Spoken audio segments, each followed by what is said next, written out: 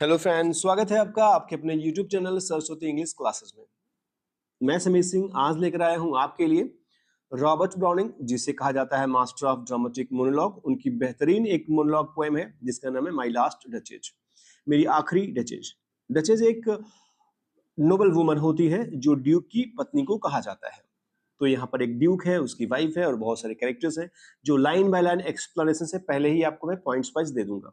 बहुत सारे important points हैं जो नॉर्मली यूजीसी में, यूजीसी नेट में, डी ट्रिपल एस बी के टीजीटी पीजीटी में, जीआईसी लेक्चर हो, चाहे एलटी ग्रेड हो, चाहे यूपी का टीजीटी पीजीटी हो, इवन केवीएस और एनवीएस के जितने भी एग्जाम्स में माय लास्ट डचेस से रिलेटेड क्वेश्चन पूछा गया है वो मैंने पॉइंट वाइज यहाँ रखा हुआ है। तो आपको आसानी से सारे पॉइंट्स यहाँ मिल जाएंगे। किसी और वीडियो, किसी और बुक में देखने की आपको बिल्कुल जरूरत नहीं पड़ने वाली है। तो एक बार पॉइंट्स जरूर देखिएगा, बहुत इंपॉर्टेंट है। बिना इसके आप लाइन बाय लाइन पढ़ेंगे तो बहुत चीजें आप छोड़ देंगे। तो पता है पेपर सेटर को कि सामने वाला जो एस्पिरेंट है ना, वो लाइन बाय लाइन रट करके आ सकता है, पर जो बैकग्राउंड है, उससे रिलेटेड सोर्सेज है, या उसमें एक वर्ड दे दिया, उस वर्ड को क्या रिप्रेजेंट कर रहा है, कौन रिप्रेजेंट कर रहा है, किस एज की बात कर रहा है, वो ये सारे पॉइंट्स जो है वो आपको यहाँ केवल मिलने वाले हैं, आपको लाइन बाय लाइन में मिलने वाले नहीं बिल्कुल भी। तो ध्यान से सुनिएगा, एक एक वर्ड आप स्क्रीनशॉट ले लीजिएगा। लिखा है पोएम जो है ये 28 राइमिंग कपलेट्स में है, और नॉर्मली राइमिंग जो कपलेट्स होते हैं वो आइम्बिक पेंटामीटर में लिखे जाते हैं। राइमिंग कपलेट का मतलब होता है जिसके तुकांत बैठते हो, राइमिंग वर्ड्स जो होता है जो मैच करता हो। जैसे हिंदी में जो राइमिंग है बच्चों का, मछली जल की रानी है, जीवन उसका पानी है, तो ये रानी पानी जैसे लाइन 1 लाइन 2 का लास्ट जो वर्ड है मैच कर रहा है, वैसे ही जो है ये राइमिंग कपलेट्स होते हैं। और ये 28 के हैं, यानी कि 56 जो है इसमें टोटल लाइंस होने वाले हैं। लाइंस याद रखिएगा, राइमिंग कपलेट में लिखा हुआ है याद रखिएगा, इसका जो वर्सिफिकेशन है आइम्बिक पेंटामीटर में लिखा हुआ है ये याद रखिएगा। जो फर्स्ट एडिशन था वो ड्रामेटिक लिरिक्स में ये पब्लिश हुआ था, और जब ये पब्लिश हुआ था पोएम तो इसका जो टाइटल था वो इटली था। याद रखिएगा, इसका जो ओरिजिनल टाइटल है वो इटली था, बाद में माई लास्ट डचेस नाम इसका दिया गया। आगे चलते हैं कि जो ये पोएम है वो प्रेसीड करता है एक एपिग्राफ के साथ। एपिग्राफ याद रखिएगा फेरारा। पोएम जब शुरू होगा, पोएम से शुरू होने से पहले ही फेरारा नामक वर्ड यूज हुआ है। फेरारा लिखने से ये पता चल जाता है कि इसमें जो स्पीकर है, याद रखिएगा स्पीकर कौन है इस पोएम का, स्पीकर जो है वो है Alfonso the secondest the fifth duke of Ferrara. ये कब पैदा हुआ, कब इसका डेथ हुआ, ये लिखा हुआ है।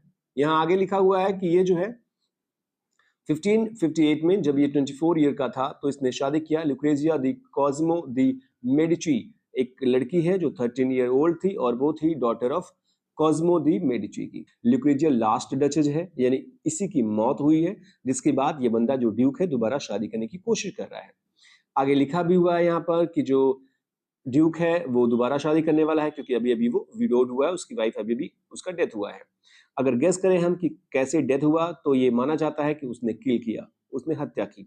पोएम में भी हिंट देता है पोएट कि डचेस की हत्या जो है वो ड्यूक ने की है, लेकिन पोएम पूरी तरह से जो है वो फेल होता है इस पॉइंट को कंफर्म करने के लिए, इसलिए ये पोएम में एम्बिगुअस है, अस्पष्ट है, क्लियर नहीं है। लेकिन अगर मैं रियल फैक्ट की बात करूं जो मैंने चेक किया, उसमें मुझे लिखा मिला कि ये ट्यूबरक्लोसिस से उसका डेथ हुआ था। सेटिंग की बात करें हम तो बहुत इंपॉर्टेंट ये पॉइंट है कि ये पोएम कहाँ सेटिंग इसकी थी और किस एज की बात कर रहा है यहाँ पे। तो ये ड्यूक्स, जो ड्यूक ऑफ फेरारा है महोदय हमारे, उनका एक प्राइवेट आर्ट गैलरी है। और अगर स्पेसिफिकली बात करें तो ये जो गैलरी है इनके रेजिडेंस में है, और रेजिडेंस इनका कहाँ है, फेरारा में, जो कि इटली में है, तो ये याद रखिएगा। और ये समय है लेट इटालियन रेनेसांस की, तो रेनेसांस का पीरियड है ये, और ये याद रखिएगा लेट 16th सेंचुरी का पोएम है ये। तो जो सेटिंग है वो 16th सेंचुरी का सेटिंग है। प्लेस आपको बता दिया गया कि कहां पर ये सीन है। तो प्राइवेट आर्ट गैलरी में पूरी पोएम खत्म हो जाती है आपकी। अब देखें अगर हम कि ये उस गैलरी में कौन कौन है, तो उस गैलरी में आपको पहला बता दिया गया कि जो स्पीकर है वो मौजूद है फिजिकली, जो ड्यूक ऑफ फेरारा है, और जो सेकेंड पर्सन है वो है एक गेस्ट। एक गेस्ट कौन है, वो काउंट्स का इमेजरी है। एमिसरी क्या होता है, एमिसरी जो होता है वो एक प्रकार से रिप्रेजेंटेटिव होता है। जैसे नॉर्मली गांव में प्रधान के प्रतिनिधि होते हैं, ब्लॉक प्रमुख के प्रतिनिधि होते हैं, एमएलए एमपी के जो प्रतिनिधि होते हैं रिप्रेजेंटेटिव होते हैं, वैसे ये काउंट का एक रिप्रेजेंटेटिव है, जिसे इस पोएम में जो है रेफर किया गया है सर कह करके। इस पोएम में जहां जहां आपको सर मिले वो समझ जाएगा कि वो काउंट का एमिसरी है, यानी कि वो काउंट का रिप्रेजेंटेटिव है। ही देन डिस्कसेस, यहाँ जो बंदा है यानी कि ड्यूक है, छोटा कर दूं मैं थोड़ा सा, जो ड्यूक है वो यहाँ मेंशन कर रहा है कुछ पॉइंट्स कि वो क्यों डचेस के बिहेवियर से अपमानित फील कर रहा था। फर्स्ट पॉइंट था, ये बहुत इंपॉर्टेंट है, जो भी आपको बोर्ड लेटर में मिलते हैं, कलरफुल मिलता है, और अगर ये ग्रीन वाला कलर, लगभग ग्रीन लग रहा है मुझे ये, अगर ग्रीन वाला कलर मिल गया इसका मतलब वो कई सारे एग्जाम्स में पूछे गए हैं। तो यहाँ पर वो पॉइंट्स देता है कि क्यों वो अपमानित सा फील करता है अपने डचेस के बिहेवियर से, जिसका भी रिसेंट में डेथ हुआ। क्योंकि वो जो थी वो सबको देख करके मुस्कुराती थी, वो सभी को देख करके खुश हो जाती थी, आसानी से कोई भी गिफ्ट देता था वो खुश हो जाती थी, और हर किसी को वो वैसे ही थैंक बोलती थी जैसे कि वो मुझे बोलती थी। तो ये नॉर्मली बताता है कि डचेस जो है वो उदार है, उदार प्रवृत्ति की औरत है, पर चूंकि ये टायरेंसी दिखाना चाहता है, पॉजेसिवनेस इसका बहुत बढ़ चुका है, ये कंट्रोलिंग पावर इसके अंदर है, ये चाहता है हर कोई कंट्रोल में रहे उसके, इसलिए उसे ये बुरा लगता है, वो नहीं चाहता कि वो ऐसा करे। नेक्स्ट जो है पॉइंट वो ये है कि ड्यूक यहाँ पर एक लिस्ट बनाता है और बताता है कि वो डचेस से क्यों बात नहीं करना चाहता है। याद रखिएगा ये पॉइंट कि कौन कौन से ऑब्स्टिकल्स थे ऐसे जो प्रिवेंट करते हैं उस ड्यूक को डचेस से दूर रहने के लिए, बात करने के लिए, कि वो क्यों नहीं बात करना चाहता। नेक्स्ट है कि वो यानी कि ड्यूक क्लेम करता है कि उसके अंदर बहुत स्किल नहीं है स्पीच की, यानी कि वो बात करने में बहुत दक्ष नहीं है। देखिएगा ध्यान से, वो ड्यूक ऑफ फेरारा जो 56 लाइंस बोलता है यहाँ इस पोएम में, वो स्पीकर है, इतने कसीदे गढ़ गढ़ करके इतने खूबसूरत लाइंस में ये पोएम लिखा हुआ है, वो स्पीकर है, माना जा रहा है, भले पोएट ने लिखा है, लेकिन चूंकि स्पीकर ने बोला है इस पोएम में तो ये माना जाता है कि स्पीकर की ये बोल है। और इतने खूबसूरत लाइन बोलने वाला बंदा कहता है कि मेरे पास स्पीच नहीं है, मैं स्किल में जो है वो अकुशल हूं, इसलिए मैं उसको नहीं समझा पाया, बता पाया कि उसे क्या करना चाहिए क्या नहीं करना चाहिए। लेकिन आपको इस पॉइंट पर समझना होगा कि ये एक आयरॉनिकल लाइन है, क्योंकि वो बंदा जो है स्पीच देने में बहुत अच्छा है, उसकी स्पीच में जो स्किल है वो बहुत बेजोड़ है, और फिर भी वो अगर ये बोले तो आप समझ जाइए कि वो बंदा जो है वो नहीं चाहता उससे बात करना ही, तो वो समझाएगा क्या और समझाएगा ही क्यों। जो नेक्स्ट पॉइंट है वो ये है कि यहाँ पर वो इंप्लाइज करता है कि वो जो लड़की है जो डचेस है वो उसे अलाउ नहीं करती है कि वो उसे लेसन, यानी कि लेसन, यहाँ ध्यान दीजिएगा ये इंपॉर्टेंट है, लेसन यानी कि टॉट या करेक्टेड, कि उसे सिखाए या समझाए या सही करे, वो नहीं चाहती है, ऐसा ये कह रहा है, हालांकि ऐसा बिल्कुल भी नहीं था। ड्यूक कह रहा है कि वो नहीं चाहती है कि उसे मैं समझाऊं जब भी वो गलती करे, या सिखाऊं या करेक्ट करूं, बजाय इसके कि वो ढेर सारे एक्सक्यूज देती थी। जैसे बच्चे एक्सक्यूज देते थे अपने बिहेवियर के लिए, वैसे वो भी एक्सक्यूज देती थी, पर वास्तव में ऐसा नहीं था, डचेस बिल्कुल ऐसी नहीं थी। नेक्स्ट लिखा हुआ है कि वो कहता है कि वो अगर उसको समझाना पड़ा तो इतनी तुच्छ काम वो करती थी कि उसे भी उसको समझाने के लिए उसके लेवल तक झुकना पड़ेगा। स्टूपिंग माने होता है बेंड, यानी झुकना, यानी कि उसकी हद तक गिरना, जिस हद तक वो गिरी हुई थी उस हद तक मुझे गिरना पड़ेगा अगर उसे मुझे समझाना हुआ, इसलिए मैंने मना कर दिया। यानी कि वो मना कर देता है उसको समझाने के लिए, वो कहता है मैं समझाऊंगा ही नहीं, इसे बात करना बंद करो और इसको मारो किनारे करो, दूसरी शादी करो। ड्यूक जो है यहाँ पर देखिएगा ध्यान से, ये भी आयरॉनिकल सैटारिकल बहुत सारे यहाँ लाइंस मिलेंगे आपको। यहाँ जो है प्रेजेंट में बात करता है वो उस काउंट के इमेजरी से, इमेजरी से कहता है कि मुझे जो है मेरा जो फोकस है ना वो काउंट्स की डॉटर का है, मतलब मैं जो शादी करने वाला हूँ वो मुझे वो लड़की चाहिए, केवल लड़की ही धन है मेरे लिए, पर अगर मुझे डोरी मिल जाती है साथ ही साथ तो मुझे कोई ऑब्जेक्शन नहीं होगा। मतलब बहुत सारे लोग ऐसे हैं जो जाते हैं शादी के लिए अपने बेटी के लिए, तो लड़के वाले नॉर्मली यही कहते हैं कि भैया देखिए हमें लड़की चाहिए, लड़की हमारी दहेज है, पर वास्तव में उनका जो मतलब होता है वो कुछ और भी होता है। वो दहेज को ना नहीं कहते, या हो सकता है कि बाद में वो ये बोले कि मैंने लड़की के लिए बोला, इसका मतलब ये नहीं कि आप कुछ दो ही ना। तो ये लाइन जो है अभी भी चरितार्थ होता है, सच होता है ये कहावत, अगर ये बंदा कह रहा है यहाँ पर। तो कुछ कैरेक्टर्स जो मैंने ढूंढ करके लिखे हुए हैं यहाँ पर वो ये कि जो फर्स्ट कैरेक्टर है मेजर, जो स्पीकर है, वो है फिफ्थ ड्यूक ऑफ फेरारा, जो कि फिक्शनलाइज्ड, ये जरूर याद रखिएगा, ये फिक्शनलाइज्ड वर्जन है अल्फोंसो द सेकेंडिस्ट का। जो सेकंड कैरेक्टर है लुक्रेजिया दी कॉस्मो दी मेडिची, जो लास्ट डचेज है, डचेज का मतलब होता है एक नोबल वुमन जो वाइफ ऑफ ड्यूक होती है, तो वाइफ ऑफ ड्यूक को डचेज बोलते हैं। ड्यूक कौन होता है? जो मोनार्क के पद के बाद आने वाला पद होता है, पोस्ट होता है, वो होता है ड्यूक, यानी कि बहुत बड़ा पद माना जाता है ये। और ड्यूक के पद के बाद आता है पद ऑफ काउंट, यानी काउंट का जो पद है, जो पोस्ट है, वो ड्यूक के बाद आता है, तो ये ध्यान दीजिएगा। और इसकी शादी हुई थी 1558 में, अगर आप पहले देखे होंगे, और 1561 में ही डेथ हो गया डचेस महोदय का, लुक्रेजिया का। याद रखिएगा जिस टाइटल पर ये बना हुआ है पोएम, वो लुक्रेजिया को रिप्रेजेंट कर रहा है। लास्ट डचेस यही है, और 16 इयर्स की ओल्ड में इनका डेथ हो गया, मार दिया गया, जो भी है। और एक करेक्टर है इमेजरी, जो कि एक रिप्रेजेंटेटिव है काउंट का। नेक्स्ट है फ्रा पेंडोल्फ, जो कि एक इमेजिनरी पेंटर है। इमेजिनरी याद रखिएगा, ये भी एग्जाम में पूछा गया था कि ये क्या रियल पेंटर है, इमेजिनरी पेंटर है, या पेंटर के अलावा कुछ और है। ऐसे 4 ऑप्शन, आपको एक ऑप्शन चूज करना होगा। एक मॉन्क आर्टिस्ट होता है ये वास्तव में, जिसने डचेस की पेंटिंग बनाई है। हालांकि ये इमेजिनरी है, यानी कि जो ड्यूक है वो एक ऐसे ही नाम बोल देता है कि इसने पेंटिंग बनाई है, अपना पीछा छुड़ाने के लिए, कि लोग देखेंगे कहेंगे इतनी खूबसूरत पेंटिंग बनाया है, किसने बनाया? तो ताजमहल किसने बनाया? अगर वो इंसान जिंदा हो तो हम भी ताजमहल बनवा लें। इसलिए ताजमहल के लिए जिसने जिसने भी बनाया, ये कहा जाता है कि उसके हाथ काट लिए गए या उसे मार डाला गया। वैसे ही यहाँ पे ये बंदा हाथ काटने की नौबत न आए, इसलिए वो नाम ही गलत बता देता है कि पेंटिंग को बनाने वाला जो पेंटर था उसका नाम था फ्रा पेंडोल्फ। एक और इमेजिनरी या फिक्शनल कैरेक्टर है इसमें, आपको लास्ट में, स्टैंजा लास्ट में मिलेगा आपको। Claus of इंसबर्ग। इंसबर्ग जो है फिक्शनल स्कल्पचर है, जो कि ब्रॉन्जे का स्टैच्यू ऑफ नेपच्यून बनाता है। और एक व्हाइट म्यूल भी एक लाइन में यहाँ दिखाया गया है, एक खच्चर सफेद कलर का। मैंने इसलिए रखा है कहीं पूछ ले वो व्हाइट म्यूल के बारे में, तो आपको पता हो। 4 ऑप्शन दे दे और पूछ ले कौन से जानवर का जिक्र हुआ है इस पोएम में, तो आपको पता हो कि वो व्हाइट म्यूल है। कुछ और भी कैरेक्टर्स जो ऑफ स्टेज्ड हैं, जो नॉर्मली इसमें पोएम में नहीं मेंशन है, उसके बारे में भी अगर बात करूं मैं आपको, तो ये ध्यान से देखिएगा। ये कंफर्म और क्लियर करता हूं मैं, फर्डिनेंड जो फर्स्ट है, फर्डिनेंड द फर्स्ट, वो होली रोमन एम्परर है। ये year of birth, year of death है, और यही फादर है बारबरा ऑफ ऑस्ट्रिया की। बारबरा ऑफ ऑस्ट्रिया कौन है?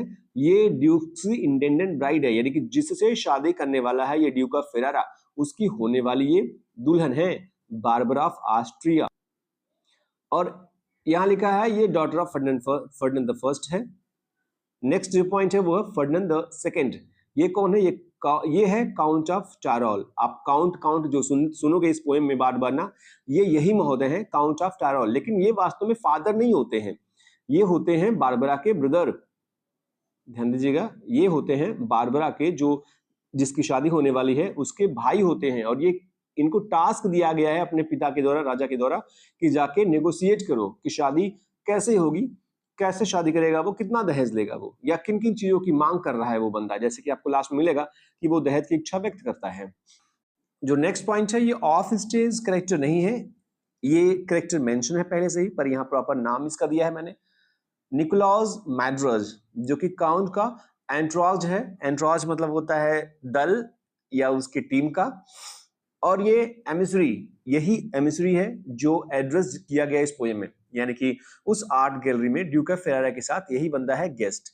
जो ये नाम है याद रखिएगा, एग्जाम में पूछा जा सकता है। तो इस तरीके से ये इतने सारे पॉइंट्स दिए मैंने, आप इसे स्क्रीनशॉट लेकर के किसी भी तरीके से आप नोट के तौर पर लिख सकते हो।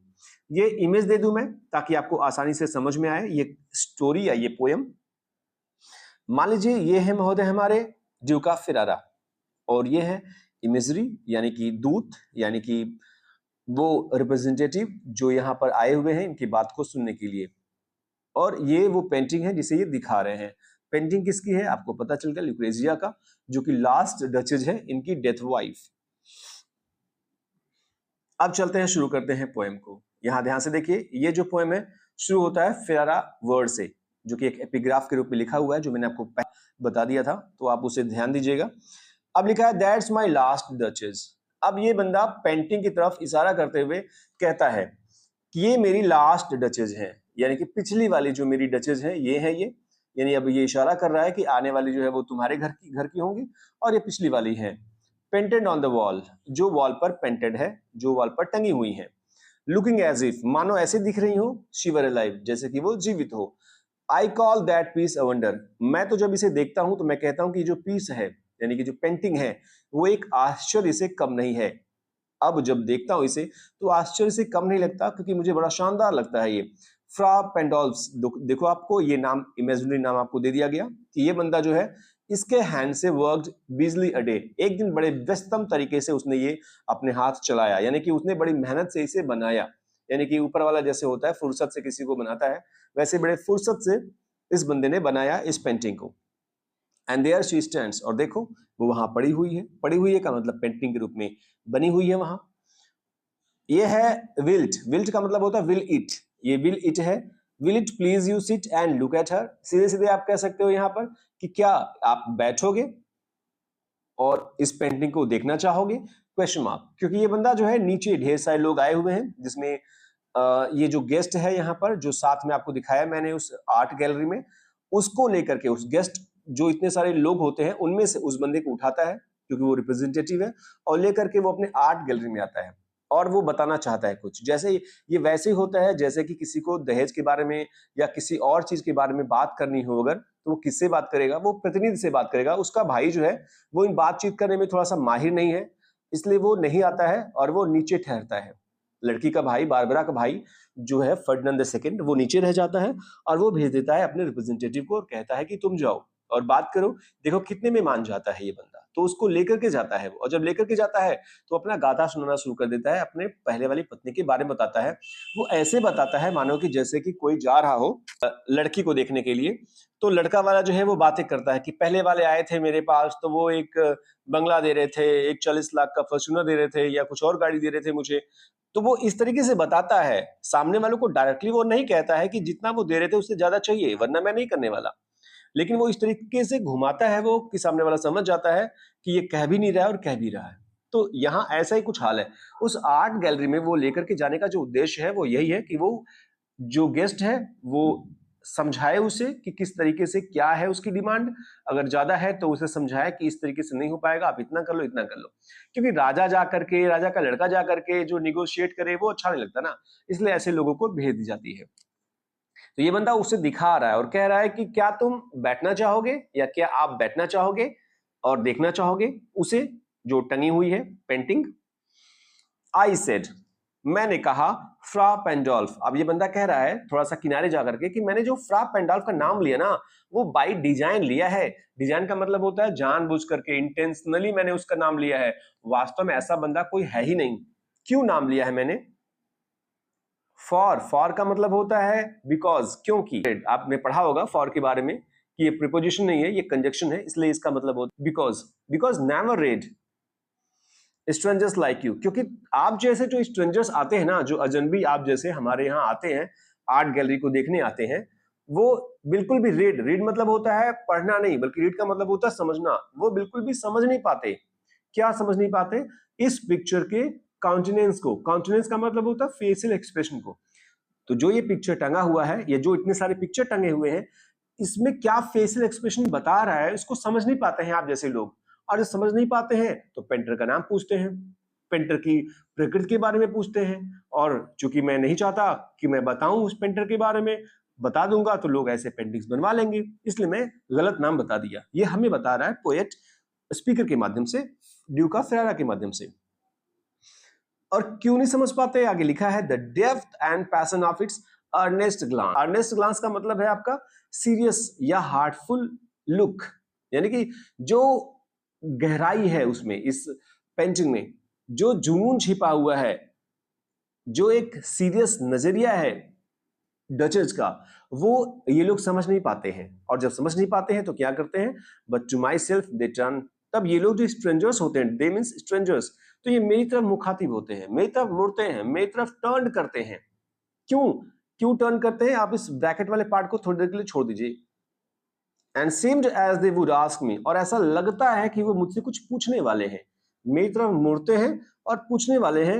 इफ दे डस्ट मतलब होता है डेयरिस्ट, यानी कि डेयर, अगर उनमें हिम्मत होती तो। हालांकि मैं ड्यूक हूं, मुझसे पूछते नहीं है, पर मेरी तरफ ऐसे मुड़ते हैं, ऐसे बच्चे की तरह अपने बाप की तरफ देखते हैं कि वो खिलौना चाहता है, बिना बोले उसका बाप जो है उसे दे दे, उसकी आंखों में देख ले, झांक ले कि ये बच्चा जो है वो सामने मेले में जो सामने बिक रहा है खिलौना, वो खिलौने की डिमांड करता है। लेकिन बाप जो है वो बाप है, और बेटे में इतनी हिम्मत नहीं है कि वो बाप से बोले, इसलिए बाप कहता भी कुछ नहीं है। तो यहाँ पे जो है ड्यूका फेरारा भी कुछ ऐसे कंडीशन में बाप बना हुआ है सबका, और वो कहता है कि जो लोग आते हैं देखने के लिए वो मेरी तरफ ऐसे मुड़ते हैं मानो कि वो मुझसे कुछ ना कुछ जो है वो पूछ लेंगे, लेकिन उनमें डेयर ही नहीं है, इतना हिम्मत ही नहीं है कि वो मुझसे पूछें। अब थोड़ी देर के लिए मैं यहाँ पे आ जाऊं। सिंस नन पुट्स बाय, चूंकि जो है वो कोई भी पुट्स बाय मतलब होता हटाता है, कोई भी हटा नहीं सकता। क्या? The the curtain I have drawn for you, जो पर्दा मैंने आपके लिए हटाया है, जो पर्दा आपके लिए हटाया है मैंने, जो पेंटिंग आपको दिखाया है मैंने, ये पेंटिंग कभी किसी के लिए हटाता उतारा नहीं मैं। ये पेंटिंग, स्पेशल पेंटिंग जो मेरी लास्ट डचेज की है, वो केवल आपके लिए हटाया हूं मैं। ये वैसे ही है जैसे कि बहुत सारे दुकानदार होते हैं और हम जाते हैं सामान लेने के लिए और हम कहते हैं कि भैया कितने का सामान, वो कहते हैं 50 का। अरे भैया 30 का ले लो। अरे आपके लिए 50, आपको देख करके मैंने 50 रुपया कहा है, वरना मैं 80 का बेच रहा हूँ इसे। तो 80 का बेच रहा हूं मैं, 50 आपका ले रहा हूं, आपको देख करके ले रहा हूं मैं। ऐसा ही बंदा यहाँ पर जो है वो समझाने की बड़ी कोशिश करता है। आप सोचो कितनी वाक्यपटुता है इसमें। और वो कहता है कि मेरे अंदर कौशल ही नहीं है बोलने का, कला ही नहीं है बोलने का। तो मैं केवल आपके लिए ही पर्दा हटाया हूं ये। बट आई का मतलब होता है ओनली आई, केवल मैं ही हूं जो इस पर्दे को हटा सकता हूं, इसे चाहूं तो दिखा सकता हूं, वरना नहीं। सोचो मर जाने के बाद भी कितना कंट्रोलिंग नेचर है इस बंदे का। How such a glance came there, तो अगर इनमें हिम्मत होती तो मुझसे यही पूछते। क्या पूछते? कि ये जो नजर है, जो ग्लांस है ना, जो जैसे दिख रही है ये खूबसूरत और हंसते हुए मुस्कुराते हुए ये डचेज, आखिर ये नजर कैसे आया इसके अंदर, किसने डाला इसमें? मतलब कौन है ऐसा बनाने वाला जो इतना खूबसूरत जो है वो पेंटिंग बना सकता है, ऐसा वो पूछते। So not the first are you, इसलिए आप पहले नहीं हो टू टर्न, जो मेरी तरफ मुड़े हो, एंड आस्क दस, और इस तरीके से पूछे हो। सर, वो सर कह के संबोधित करता है और कहता है कि आप पहले व्यक्ति नहीं हो जो मेरी तरफ इसको देख करके मुड़े और मुझसे पूछना चाहते हो। हालांकि वो पूछना चाहता है नहीं चाहता ये पता नहीं, पर लग रहा है ड्यूका फेरारा को कि ये जो गेस्ट है ये जैसी पेंटिंग को देखता है मेरी तरफ मुड़ जाता है और ये पूछना चाहता है कि आखिर नजर इतनी खूबसूरत इसकी कैसी बनी है, या कैसे ये इतनी खूबसूरत पेंटिंग बनाया किसने है, ये सब पूछना चाह रहा है वो। जबकि वो गेस्ट भी जो है वो इंटरेस्ट नहीं लेता, बावजूद वो गेस्ट के रूप में ही गेस्ट को ही ऊपर थोप देता है और कहता है कि आप जो पूछना चाहते हो ये बहुत लोग मुझसे पूछने की कोशिश कर चुके हैं, हालांकि पूछा कोई नहीं है, तो आप पहले व्यक्ति नहीं हो जो मुझसे ऐसे पूछना चाहते हो। Sir, it was not her husband's presence only, अब ये बंदा बता रहा है क्योंकि इसे बताना है ये बात। जैसे कोई शायर होता है और आपको कोई खाली खलिहर व्यक्ति मिल जाए तो वो शायर जो है वो शायरी बिना सुनाए, पोएट जो है बिना पोएम सुनाए छोड़ेगा नहीं उसे। तो ये बंदा जो है जो बताना है वो बताएगा, वो नहीं पूछना चाहता है इससे कुछ भी, पर जो बताना है वो कैसे बताए, इसके लिए वो कुछ वर्ड अपने तरीके से जोड़ करके वो बोला उससे, गेस्ट से। कहता है कि इट वाज, ये इट है, it was not her husband's presence only, कि जो ये खूबसूरत बाला दिख रही है, खूबसूरत डचेस जो दिख रही है, जो मुस्कुरा रही है, ये केवल इसके हस्बैंड की उपस्थिति के कारण नहीं है। ऐसा कि उसने देख लिया अपने पति को तो मुस्कुराने लगी और ऐसा ही पेंटिंग बना दिया फ्रा पेंडोल्फ ने, ऐसा बिल्कुल भी नहीं है। कॉल्ड दैट, कॉल्ड का मतलब होता है came, that spot of joy, spot of joy का मतलब होता है खुशी के भाव, यानी कि जो डिंपल पड़ रहे हैं इसके चेहरे पर, लिखा इनटू द डचेस चीक, जो डचेस के चिक पर जो डिंपल पड़ रहा है, जो खुशी का भाव दिख रहा है ना, वो इसके पति के प्रेजेंस से, यानी कि पति के उपस्थित होने के कारण नहीं है। तो क्या रीजन रहा होगा कि वो खुश है, और जिस तरीके से वो खुशी दिखा रही है उसी तरीके से पेंटर ने पेंटिंग बना दी। जैसे पहले होता था कि पेंटर जो है वो पेंटिंग कर रहा है, सामने जिस शख्स की पेंटिंग करनी उसे होती है वो बैठा देता है उसे, और जैसे वो रहती है या रहता है वैसे ही वो पेंटिंग करता है। अगर वो मुस्कुरा रहा है ना तो मुस्कुराता हुआ चेहरा बनाता है पेंटर। अभी भी ऐसा होता है, ड्राइंग करते हैं लोग तो अब तो इमेज और पिक्चर भी हो चुका है ऑप्शन के रूप में, कि पिक्चर किसी का है, फोटो किसी का है, देखकर बना देंगे। तब ऐसा कुछ था नहीं, पेंटिंग सामने बिठा करके ही होता था। तो दो रीजन बता रहे हैं यहाँ पे पोएट। कहता है कि शायद जो है ना, फ्रा पेंडोल्फ चांस टू से, चांस का मतलब होता है बाई चांस या संयोग से, शायद फ्रा पेंडोल्फ ने संयोग से कह दिया हो। हालांकि फ्रा पेंडोल्फ नहीं है कोई बंदा, और रियल पेंटर की हिम्मत नहीं थी, ड्यूक के सामने किसी की हिम्मत नहीं थी एक जुबान बोलने की, क्योंकि वो तानाशाह था। लेकिन यहाँ पर जो है वो ड्यूक फ्रा पेंडोल्फ के कंधे पर रख करके बंदूक चला रहा है और कह रहा है कि हो सकता है फ्रा पेंडोल्फ जो है वो कहा हो, क्या कहा हो, किन दो बातों के कारण जो है वो खुशी उसके चेहरे पर आई और पेंटर ने उसकी खुशी को बना दी पेंटिंग में। पहला रीजन जो है वो ये कि उसने ये कहा होगा, ये कोटेशन मार्क में है, यानी कि ये फ्रा पेंडोल्फ ने कहा। हर मेंटल लैप्स, मेंटल का मतलब होता है क्लॉक, या होता है ये शॉल टाइप का, अगर आप देखें यहाँ पर तो ये शॉल टाइप का है जो राजा रानी पहना करते हैं, यूज करते हैं। अब तो शादियों में जो है वो दूल्हा दुल्हन भी पहनते हैं इसे। तो यहाँ पे जो है उसका जो डचेज का जो क्लॉक है या शॉल जो टाइप का है वो लैप्स, लैप्स मतलब होता है वैसे तो आंचल पल्लू, पर यहाँ सरकना है इसका मतलब। तो उसका जो शाल है वो सरकता है और सरक करके आ जाता है माई लेडीज रिस्ट टू मच, मेरी लेडी के रिस्ट पर, कलाई पर, वो भी बहुत ज्यादा। माई लेडी का मतलब होता है ड्यूक की लेडी यानी डचेज, डचेज के कलाई पर आ जाता है, यहाँ आ जाता है ये सरक करके। और जब सरक करके आ गया होगा तो बोल दिया होगा फ्रापेंडॉर्फ ने कि डचेज आपका यहाँ आ गया, सरक करके नीचे आ गया, आप इसको ऊपर कर लीजिए। और चूंकि वो मुस्कुरा करके बोला होगा क्योंकि वो डचेज से एक शिष्टाचार के रूप में बात करेगा, और डचेज भी जो है वो पोलाइटनेस की जो है वो देवी है, तो वो हंस दी होगी, ऐसा रीजन रहा होगा। पर जो ड्यूक है वो ऐसे कहना चाहता है कि मानो जो है वो फ्रा पेंडोल्फ यानी पेंटर जो है वो कहा हंस करके और ये हंसने लगी। जैसा कि आपको पॉइंट्स में बताया था मैंने कि हर किसी की बातों पर ये खुश हो जाती थी, छोटे छोटे गिफ्ट पर ही ये खुशियां मनाना शुरू कर देती और हर किसी को देखती थी ये और हर किसी को थैंक यू बोलती थी। तो इसमें वो सस्पिशियस नेचर अपना रिप्रेजेंट कर रहा है ये ड्यूक, हालांकि ऐसा बिल्कुल भी नहीं था। तो ये रीजन रहा होगा। और दूसरा रीजन देता है कि हो सकता है कि फ्रा पेंडोल्फ ने ये बोला हो, क्या बोला हो, paint must never hope to reproduce. Hope to reproduce का मतलब होता है ट्राई टू रिक्रिएट, कि क्रिएट ही नहीं हो सकता किसी भी तरीके से। पेंट कभी भी रिक्रिएट नहीं कर सकता। क्या रिक्रिएट नहीं कर सकता वो पेंट? जो फेंट माने एक फीकी, हाफ फ्लश मतलब होता है हल्की जो लालिमा है, जो डाइज खत्म हो रही है, धीरे धीरे फेड्स अवे हो रही है, along her throat, जो उसके गले पर है। मान लो ये गला हो पेंटिंग में और इस गले पर भी लालिमा है, मतलब इतनी खूबसूरत है वो, ऐसा बताना चाहता है ड्यूक कि इसके चेहरे पर, चिक्स पर तो लालिमा है ही लालिमा, लेकिन इसके गले पर भी जो है ना वो हल्की सी लालिमा है, फीकी सी जो है, हाफ फ्लश है, लालिमा है। और पेंटर जो है वो एक फ्लर्ट कर रहा हो उस समय डचेस से और कहा हो कि आप जितनी खूबसूरत है ना कि आपके गले का जो ये रंग थोड़ा कम हो रहा है, जो लालिमा कम हो रही है, मेरा पेंट इसे कभी भी भर नहीं सकता, कभी भी बना नहीं सकता। मतलब आप जो हो, आपसे खूबसूरत कुछ हो ही नहीं सकता, इतनी जितनी खूबसूरत हो आप, मेरी पेंटिंग बिल्कुल हो ही नहीं सकती। ऐसे बड़ाई कर दिया होगा और वो खुश हो गई होंगी और स्माइल कर दी, वो डिंपल आ गए उनके चेहरे पर और फिर उसने पेंटिंग बना ली। इस दो तरीकों से वो सामने वाले गेस्ट को जो है वो चाहता है कि वो मान जाए, इन्हीं दो कारणों से वो खुश थी, मेरे कारण से बिल्कुल खुश नहीं थी वो। एक और बात यहाँ आप ध्यान दीजिएगा, इस ऊपर के लाइन में जो है वो ड्यूक का PARANOIA पैरानोया और पॉजिटिवनेस जो बता चुका हूं मैं, ये दो दिखता है।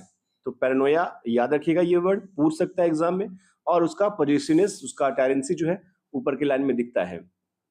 ये बंदा अपने आप को अच्छा बताने की कोशिश करता है ड्यूक गेस्ट के सामने, कहता है सच स्टफ वाज कर्टसी। हो सकता है कि ऐसे जो स्टफ हो, ऐसी जो बातें होती हैं वो शिष्टाचार की बातें हो, शिष्टाचार में वो कह दिया हो और शिष्टाचार में वो हंस दी हो। सी थॉट, ऐसा उसे लगता होगा। And cause enough for calling up that spot of Joy. और कॉज इनफ का मतलब होता है पर्याप्त रीजन था, फॉर कॉलिंग अप का मतलब होता है एक तरह से राइज करने का, दैट स्पॉट ऑफ जॉय यानी कि वो जो खुशी के भाव थे वो उसको जगाने का, उसको राइज करने का इनफ रीजन था ये। इसी रीजन के कारण उसके खुशी के भाव जगे होंगे, उसके डिंपल आए होंगे और फिर पेंटिंग में वो आपको दिख रहा है। She had a heart, how shall I say, उसके पास एक दिल था। अब उसकी बुराई करेगा उस गेस्ट से, कहता है कि उसके पास एक दिल था। कैसे कहूं मैं कि कैसे था वो दिल? टू सून मेड ग्लैड, बहुत जल्दी खुश हो जाया करता था, बहुत जल्दी खुश हो जाया करती थी वो। टू इजली इम्प्रेस्ड, बहुत जल्दी इंप्रेस हो जाया करती थी किसी से भी। She liked whatever she looked on, जो भी वो पसंद करती थी, शी लुक्ड ऑन, वो देखा करती थी उसे। जिस भी व्यक्ति को वो पसंद करती, जो भी चीज उसे पसंद होती, वो देखना शुरू कर देती। And her looks went everywhere, और उसकी नजर हर जगह जाती, यानी कि जो देखती वो उसे पसंद हो जाता, या जो पसंद होता उसे वो देखती, और देखती भी थी, हर जगह देखती थी वो। ऐसा भी नहीं कि एक दो व्यक्ति को देखे, एक दो इंसान को देखे, हर किसी को देखती थी। तो सस्पिशियस नेचर भी इसका यहाँ पे रिवील कर रहा है पोएट। सर, फिर से सर को सर संबोधित करते हुए उस गेस्ट को वो कहता है, it was all one. It was all one का मतलब ये बिल्कुल सबके लिए सेम था। It was all the same with everyone, हर किसी के लिए ऐसा उसका व्यवहार था। ऐसा नहीं कि आप आओगे तो आपको देख करके वो खुश होगी, कोई और आएगा उसको देख करके, इकलौता कोई नहीं है, हर किसी को देख करके वो खुश होती थी। My favour at her breast, favour का मतलब होता है हाई स्टेटस गिफ्ट। जो गिफ्ट उसने दिया था अपने डचेस को, जिसे ब्रोच बोलते हैं आप, तो ब्रोच यानी कि पता चले कि ये डचेज है, ये ड्यूक की वाइफ है, वो उसके ब्रेस्ट पर, उसके सीने पर लगा हुआ था, उसके चेस्ट पर मौजूद था, जो उसका उपहार था। अब यहाँ पे जो ये लाइंस है, इस लाइंस में वो बहुत सारे बातें बताएगा कि उपहार जो मैंने दिया था, जो बहुत कीमती था, उसके बराबर इन चीजों को मानती थी वो, इन सब चीजों को उसके बराबर मानती थी। क्या क्या चीजें वो समान रूप से लेती थी? The dropping of the daylight in the west. West का मतलब होता है पश्चिम में दिन के उजाले का गिरना, यानी कि सूर्यास्त। सीधे सीधे ये लाइन जो है वो कहता है सूर्यास्त। सूर्यास्त जो वेस्ट में होता है, सूर्य का अस्त, उसको देख करके खुश हो जाया करती थी। The bough of cherries some officious fool broke in the orchard for her.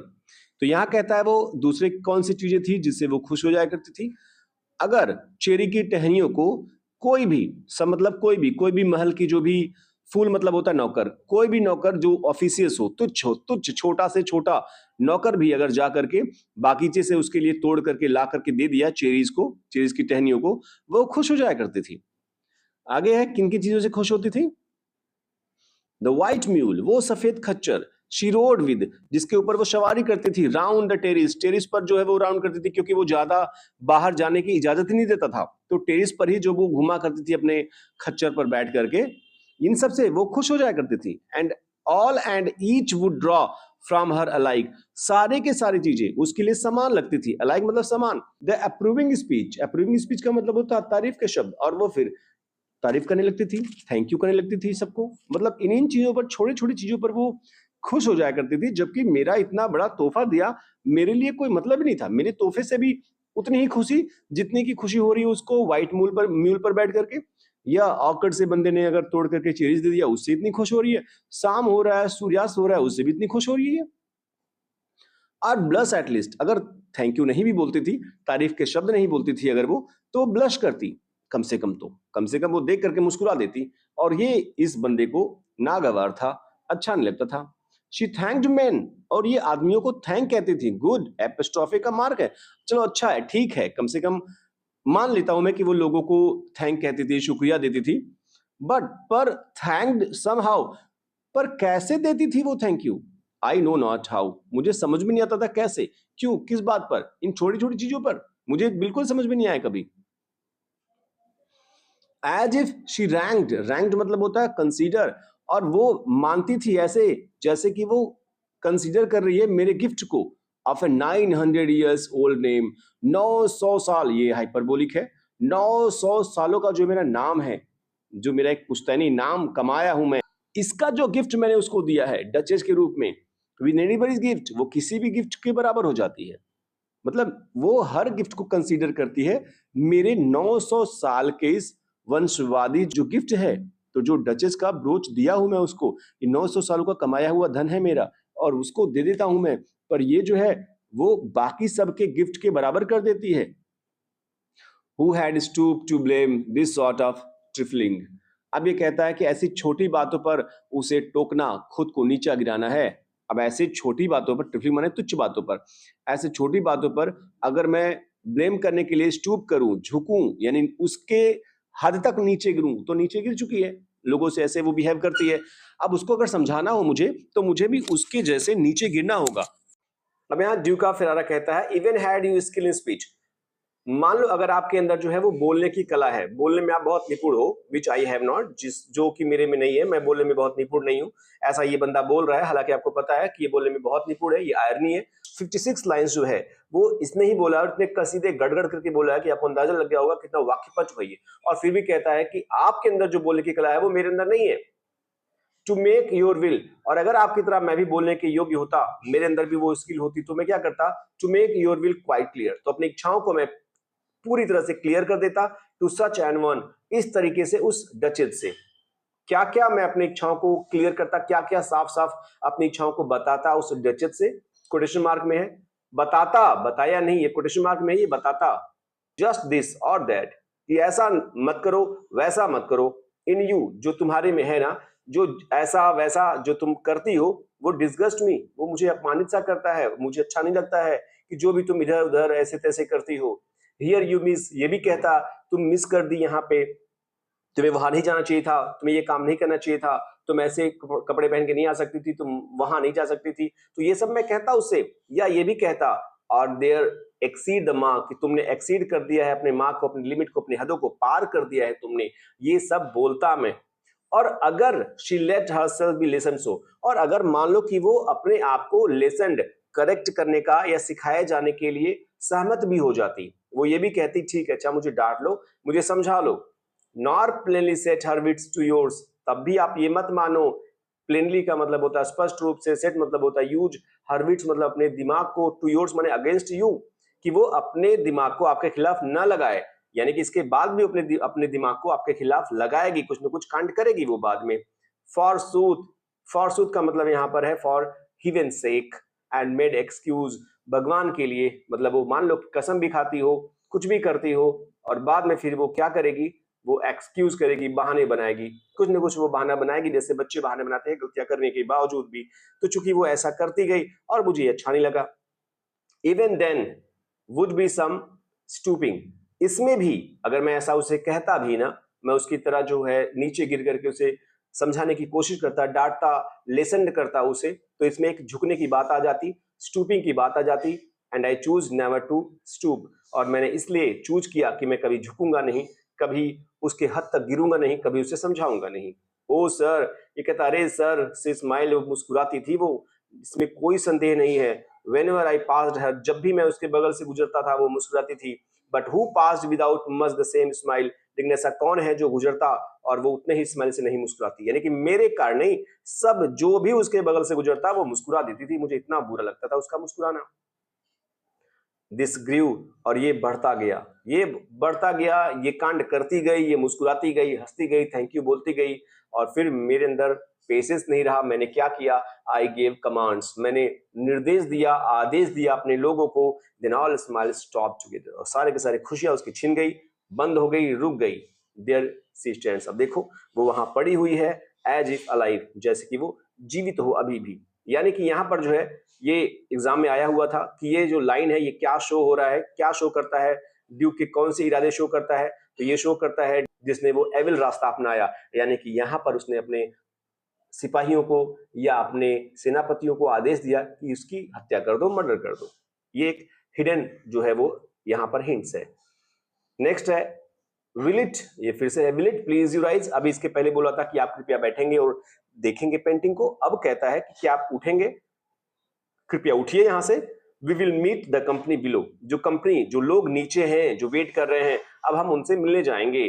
Then, तब, यानी जब आप उठोगे तो हम नीचे जाएंगे मिलने के लिए, जैसा कि आपको शुरुआत में बताया था कि ढेर सारे लोग नीचे हैं, जिसमें काउंट जो कि फर्डिनेंड द सेकंड है, जो कि भाई है, जो इसकी वाइफ होने वाली है उसका, तो वो लोग वहां नीचे हैं, चलो उठते हैं वहां चलते हैं। कि चलते चलते मैं रिपीट करना चाहता हूं, मैं दोबारा बोलना चाहता हूं, दोहराना चाहता हूं कि जो काउंट योर मास्टर्स है ना, जो आपके मास्टर है काउंट, वो जाने जाते हैं नॉन म्यूनिफिसेंस, मतलब होता है उदारता के लिए, वो उदारता के लिए जाने जाते हैं, बड़े उदार हैं वो। और एग्जाम्पल वारंट मतलब होता है पर्याप्त प्रमाण, वो एक पर्याप्त प्रमाण है इस बात का, दैट की know just pretence of mind for डोरी, कि वो दिखावा नहीं करेंगे मेरी डोरी के लिए, जो मैंने दहेज की मांग की है उस पर दिखावा नहीं करेंगे। एंड विल बी डिसअलाउड का मतलब होता है विल नॉट बी डिसअलाउड, ये नो जो है वो नीचे आ जाएगा, और इसलिए वो नकारेंगे नहीं, जो मेरे दहेज की मांग है उसको नकारने का कोई रीजन नहीं देंगे मुझे। दो his fair daughter self is my object, comma को थोड़ी देर के लिए रोक दीजिएगा।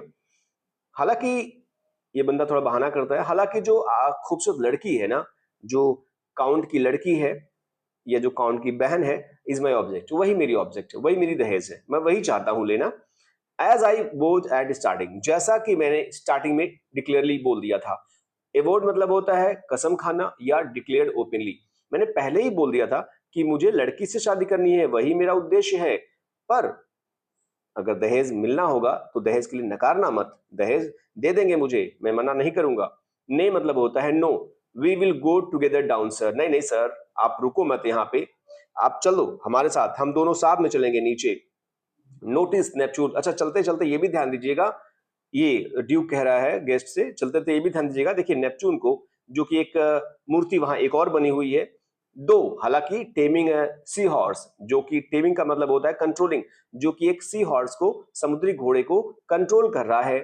थॉट रेयरिटी, और ये जो है ये माना जाता है, सोचा जाता है कि ये रेयर है, ये दुर्लभ है जो ये नेपच्यून की मूर्ति बनी है, विच क्लॉज ऑफ इंसबर्ग कास्ट, जिसको इंसबर्ग ने बनाया है इन ब्रोंज, ब्रॉन्ज में फॉर मी, मेरे लिए। तो ब्रॉन्ज में बनाया हुआ, पेंटिंग नहीं है वो, ब्रॉन्ज में बनाया हुआ है, दूसरा व्यक्ति है ये, इमेजरी व्यक्ति है ये, इसने मेरे लिए बनाया है। तो ये सिंबल करता है यहाँ पे नेपच्यून का कि वो बहुत ही ज्यादा कंट्रोलिंग व्यक्ति है। जैसा कि नेपच्यून जो है वो सी हॉर्स को कंट्रोल किया हुआ है, वैसे ये उस बंदे से कह रहा है कि मेरा कंट्रोलिंग नेचर है और मैं भी अपनी ब्राइड को कंट्रोल में रखूंगा। इस तरीके से ये पोएम खत्म होता है। आशा आपको ये पोएम समझ में आया होगा। कोई परेशानी होगी कमेंट बॉक्स में कमेंट जरूर कीजिएगा। मिलते हैं नेक्स्ट वीडियो में, तब तक अपना ख्याल रखिएगा, पढ़ते रहिए। Thank you for watching.